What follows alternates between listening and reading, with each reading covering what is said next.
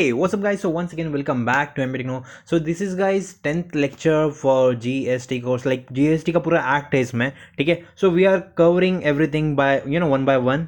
So मैं वही बोलना चाहता हूँ, अगर आपने चैनल को अभी तक सब्सक्राइब नहीं किया तो प्लीज़ डू सब्सक्राइब. आपको नीचे रेड बटन दिखेगा सब्सक्राइब का, वहाँ पर बटन दबा दीजिए, क्योंकि मैं पूरा इसमें सीरीज़ लेने वाला हूँ और भी आने वाले काफ़ी सारे कोर्सेज मैं इसमें लगाने वाला हूँ, बोलते ना ज्वाइन होने वाले हैं. So stay connected with my channel. So like you will learn so many things. Like आपके कोई भी सपोज यूपीएससी एमपीएससी या सीए सीएमए सीएस के लिए जो भी करिकुलम में लगता है, so we are trying to cover all things. Okay, so stay connected with our channel. So let's start. Like basically इसमें क्या है, आउटवर्ड सप्लाई. आउटवर्ड सप्लाई क्या होता है बेसिकली आपको पता है, जब भी आप सेल करते हो नथिंग बट आउटवर्ड सप्लाई, ठीक है.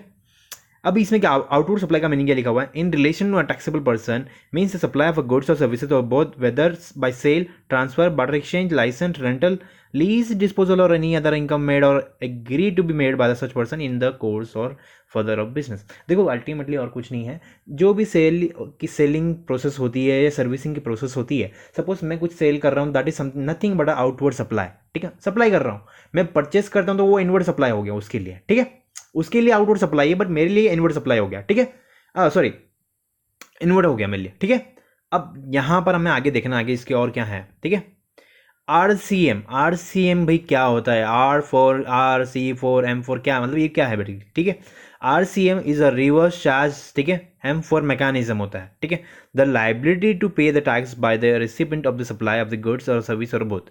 देखो इसका मतलब एक ही सिंपल सा एक लॉजिक है, जब भी किसी चीज़ पे अगर टैक्स नहीं लग रहा है, ठीक है, जैसे मान लो टैक्स नहीं लगता है बट गवर्नमेंट बोलती है कि लाइक हाँ ठीक है, उसमें सेलर की कोई रिस्पॉन्सिबिलिटी नहीं होती है कि वो टैक्स लगाए. ठीक है, बट बायर की रिस्पॉन्सिबिलिटी होती है कि he has to deduct the TDS और sorry he has to deduct GST on it. ठीक है, अगर जिस पे जीएसटी लग जाता है तो उस पर 2% का भी जीएसटी कंपलसरी लगता है. ठीक है, आपको पता होना चाहिए सब चीज़ें.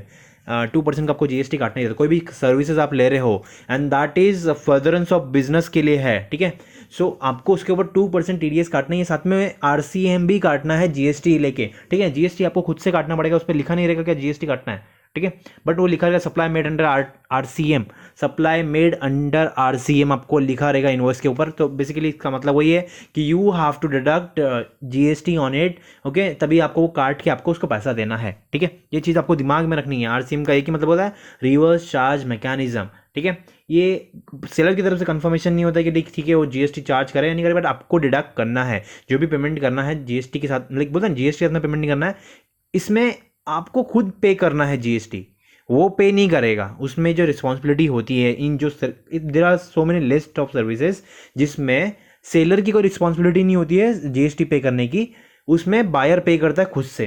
ठीक है, बट उसको जो भी पेमेंट करेगा उसको डिडक्ट करके उसको पेमेंट करना पड़ेगा. ठीक है, सो ये सब प्रोसेस होता है आरसीएम के अंदर. ठीक है, आगे देखते हैं थोड़ा क्या लिखा, पढ़ लेते हैं. Instead of the supplier of such goods और सर्विसेज और both under the subsection 3 and subsection 4 of the section 9 और अंडर सबसेक्शन 3 और subsection 4 of the section 5 of the integrated goods of, देखो फालतू गिरी कुछ मतलब नहीं. ठीक है, बट एक ही चीज़ मतलब दिखाया इन लोगों ने, ऐसी कुछ कैटेगराइज गुड्स होते हैं जिस पे आरसीएम लगता है, जिसमें सेलर की कोई रिस्पॉन्सिबिलिटी नहीं होती है कि लाइक वो जीएसटी का बिल बनाए. ठीक है, बट वो बोल सकता है कि like he will put the intimation. ठीक है, he will put the mark. Like क्या करेगा वो, वहाँ पे लिखेगा like supply made under RCM. So बस वो एक नोट डाल देगा आपको और उसका सर्कुलर नंबर डाल देगा.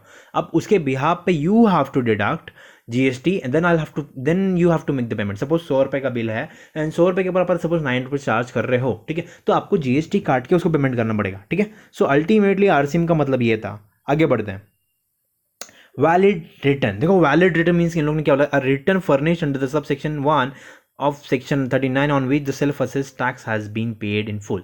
देखो ऐसा रहता है ना, वैलिड रिटर्न कब कहलाता है, जब भी कोई बंदा, जब भी कोई असेसी होल्डर या कोई भी ट्रेडर मैन्युफैक्चरर कोई भी है, he is paying the full tax payment, then only that return will be considered as a valid return. Otherwise वो return इनवैलिडेट हो जाएगा and government will reject those return which you have file those return. Okay, अब यहाँ पर हमें क्या देखना है. ठीक है, वैलिड रिटर्न मतलब अभी आप सपोज जीएसटी R1 फाइल करेंगे, 3B फाइल करेंगे, सो रिटर्न हैज टू बी पे file with the payment of the GST. Right, suppose 100 रुपये का आपके ऊपर जीएसटी आ रहा है तो you have to pay first 100 rupees, then you have to file return with 100 rupees GST payment. Okay, तभी आपका वो बोलते ना एक रेफरेंस नंबर रहता है, you have to put that number, otherwise it will be directly reflected on your electronic ledger account, ठीक है।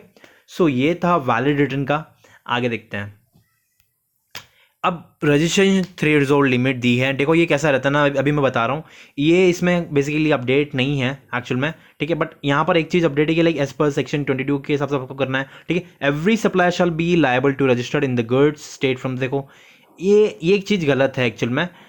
हाँ, हर एक को करना है, बट थ्रेशोल्ड लिमिट क्या है, सर्विसेज वालों के लिए 40 लाख है और गुड्स वालों के लिए है 20 लाख, ठीक है।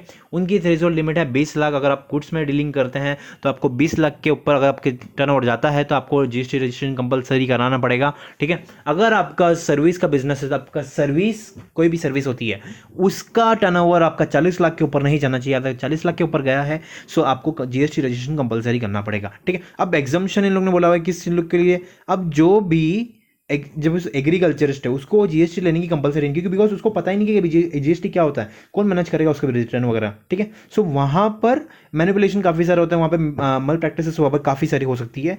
सो एग्रीकल्चरिस्ट को ये सब डिसअलाउ कर दिया है कि like he is exam from GST, ठीक है। सो आज का लेक्चर यही था कि लाइक हमने रिटर्न देखा, एग्जाम्शन देखा, ठीक है, एंड रजिस्ट्रेशन देखा।